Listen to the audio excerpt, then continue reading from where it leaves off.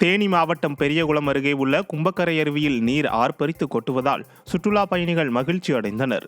கடந்த 2 மாதங்களுக்கு மேல் மழை இல்லாததால் கும்பக்கரை அருவிக்கு நீர்வரத்து மிகவும் குறைவாக இருந்தது. இந்த நிலையில் கடந்த 2 தினங்களாக இரவு நேரங்களில் தொடர்ந்து கனமழை பெய்ததால் கும்பக்கரை அருவிக்கு நீர்வரத்து அதிகரித்துள்ளது. இதையடுத்து அருவியில் நீர் ஆர்ப்பரித்து கொட்டி வருகிறது. இதனால் சுற்றுலா பயணிகள் மகிழ்ச்சி அடைந்துள்ளனர்.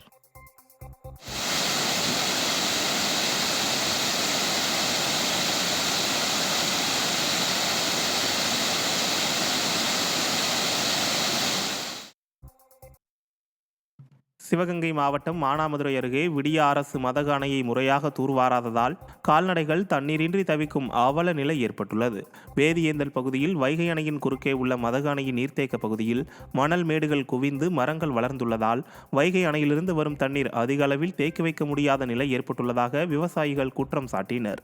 மேலும் குடிமராமத்து பணிகளை விடியா திமுக அரசு முறையாக செய்யாததால் மதகு அணை இந்த அவல நிலைக்கு சென்றுவிட்டதாகவும் வறட்சியால் கால்நடைகள் குடிநீருக்காக அலைந்து திரியும் நிலை ஏற்பட்டுள்ளதாகவும் விவசாயிகள் வேதனை தெரிவித்தனர். தூத்துக்குடி மாவட்டம் ஓட்டப்பிடாரம் அருகே அருள்மிகு ஸ்ரீ காளியம்மன் கோயில் திருவிழாவை முன்னிட்டு மாட்டுவண்டி போட்டிகள் நடைபெற்றது. கவர்னகிரி கிராமத்தில் நடைபெற்ற பூஞ்சிட்டு மாட்டுவண்டி போட்டியில் 25 மாட்டு வண்டிகளும், தேன்சிட்டு மாட்டுவண்டி போட்டியில் 12 மாட்டு வண்டிகளும் கலந்து கொண்டன. போட்டியை தொடங்கி வைத்த அதிமுக முன்னாள் சட்டமன்ற உறுப்பினர் மோகன் வெற்றி பெற்ற மாட்டுவண்டி உரிமையாளர்களுக்கும் சாரதிகளுக்கும் பரிசுகளை வழங்கினார். விருதுநகர் மாவட்டம் ஸ்ரீவில்லிபுத்தூரில் மழைநீருடன் கலந்து கழிவு நீரும் சாலையில் ஓடியதால் வாகன ஓட்டிகள் அவதியடைந்தனர். ஸ்ரீவில்லிபுத்தூர் மற்றும் அதன் சுற்றுவட்டார பகுதிகளில் சுமார் 2 மணி நேரத்திற்கும் மேலாக பலத்த இடிமின்னலுடன் கனமழை பெய்தது. கிருஷ்ணன் கோவில், வத்ராயிருப்பு, மல்லி, வன்னியம்பட்டி, இந்திரா நகர் உள்ளிட்ட பகுதிகளில் சாலைகளில் மழைநீர் பெருக்கெடுத்து ஓடியது. மழைநீரில் கழிவு நீரும் கலந்ததால் தொற்றுநோய் பரவும் அபாயம் ஏற்பட்டுள்ளது. விடிய ஆட்சியில் நகராட்சி நிர்வாகம் கழிவுநீர் செல்லும் கால்வாய்களை முறையாக தூர்வாரவில்லை என பொதுமக்கள் குற்றம் சாட்டியுள்ளனர். சிவகங்கை நகரில் தெருக்களில் தேங்கி கிடக்கும் கழிவுநீரை சரி செய்ய விடிய அரசு உரிய நடவடிக்கை எடுக்காததால் பொதுமக்கள் சாலை மறியலில் ஈடுபட்டனர். சிவகங்கை நகராட்சி 26, 27வது வார்டு சோனையா கோயில் பகுதிகளில் பாதாள சாக்கடை திட்டம் முழுமையாக நிறைவேற்றப்படாததால் கழிவுநீர் நிரம்பி தெருக்களில் ஓடும் அவல நிலை ஏற்பட்டுள்ளது. இதுகுறித்து விடிய அரசு அதிகாரிகளிடம் பலமுறை புகார் அளித்தும் எந்த நடவடிக்கையும் எடுக்காததால் ஆத்திரமடைந்த பொதுமக்கள் மானாமதுரை சாலையில் அம்பேத்கர் சிலை அருகே சாலை மறியல் போராட்டத்தில் ஈடுபட்டனர். கன்னியாகுமரி மாவட்டம் தோவாளை மலர் சந்தையில் அட்சய திருதியையை ஒட்டி பூக்களின் விலை 3 மடங்காக உயர்ந்ததால் பொதுமக்கள் அதிர்ச்சியடைந்தனர். அட்சய திருதியையை ஒட்டி பூக்களின் தேவை அதிகரித்துள்ளதால் அனைத்து பூக்களின் விலை 3 மடங்கு உயர்ந்துள்ளது. 500 ரூபாய்க்கு விற்ற பிச்சிப்பூ 2000 ரூபாய்க்கும், 500 ரூபாய்க்கு விற்ற முல்லைப்பூ 1500 ரூபாய்க்கும், 400 ரூபாய்க்கு விற்ற மல்லிகைப்பூ 700 ரூபாய்க்கும் விற்பனை செய்யப்படுகிறது. மேலும் தோவாளை பூ சந்தையில் பூக்களின் விற்பனை களை கட்டி உள்ளதால் வியாபாரிகள் மகிழ்ச்சியடைந்துள்ளனர். கடலூர் மாவட்டம் வேப்பூர் அருகே போலி ஆவணம் தயாரித்து மோசடி செய்த 3 பேரை போலீசார் கைது செய்தனர். வரம்பனூர் கிராமத்தைச் சேர்ந்த கருத்தமணி என்பவர் வீட்டுமனை வாங்கும் முயற்சியில் ஈடுபட்டுள்ளார். இதனை அறிந்த நபர்கள் RR நகர் சேரன் வீதியில் மனை இருப்பதாக கூறி போலி ஆவணம் மூலம் கருத்தமணியிடம் சுமார் 6 லட்சம் ரூபாய் வாங்கியுள்ளனர். பின்னர் அந்த மனை வேறு ஒருவர் பெயரில் இருந்ததும் போலி ஆவணம் தயாரித்து மோசடி செய்ததும் தெரிய வந்தது. இதுகுறித்து பாதிக்கப்பட்ட கருத்தமணி அளித்த புகாரின் பேரில் மோசடியில் ஈடுபட்ட சுப்பிரமணியன், மணிகண்டன், தனம் ஆகிய 3 பேரை போலீசார் கைது செய்தனர். தலைமறைவாக உள்ள முரளி என்பவரை போலீசார் தேடி வருகின்றனர். சென்னை அண்ணா சாலையில் போக்குவரத்து உதவி ஆய்வாளரை கன்னத்தில் அறைந்த குடிமகனை போலீசார் கைது செய்தனர். கொரட்டூரைச் சேர்ந்த செந்தில்குமார் என்பவர் தனது காரில் ராயப்பேட்டை நோக்கி சென்றுள்ளார். அப்போது அண்ணா சாலை ஸ்பென்சர் சிக்னல் அருகே அவரை பரிசோதனை செய்த போலீசார் அளவுக்கு அதிகமாக மது அருந்தி இருப்பதாக கூறி செந்தில்குமாருக்கு அபராதம் விதித்தனர். இந்த நிலையில் அங்கிருந்த போக்குவரத்து உதவி ஆய்வாளர் சாலமோன் செந்தில்குமாரை ஒருமையில் திட்டியதாக கூறப்படுகிறது.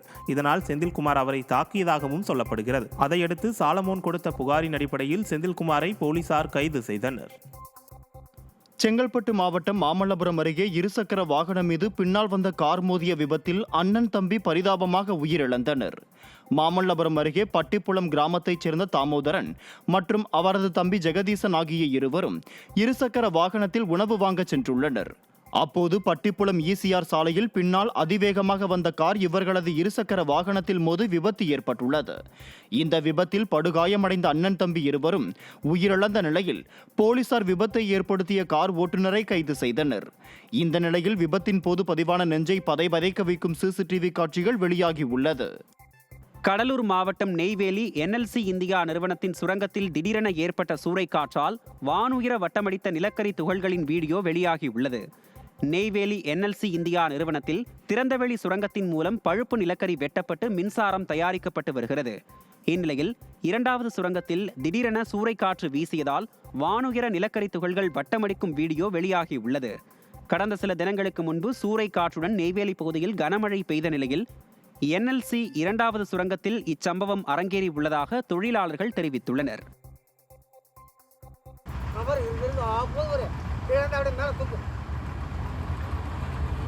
வா வா வா வா வா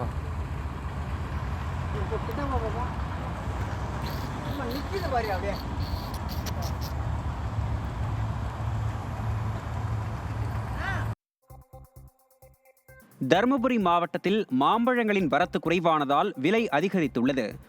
காரிமங்கலம் பகுதியில் தமிழகத்தில் இருந்து பல்வேறு வெளி மாவட்டங்கள் வெளிநாடுகளுக்கு மாம்பழங்கள் ஏற்றுமதி செய்யப்பட்டு வருகின்றன. இந்நிலையில் வெயில் தாக்கம், தண்ணீர் பற்றாக்குறை காரணமாக விளைச்சல் சரிந்துள்ளதால் மாம்பழங்கள் வரத்து குறைவாக உள்ளது. இதனால் மாம்பழத்தின் விலை உயர்ந்து காணப்படுகிறது.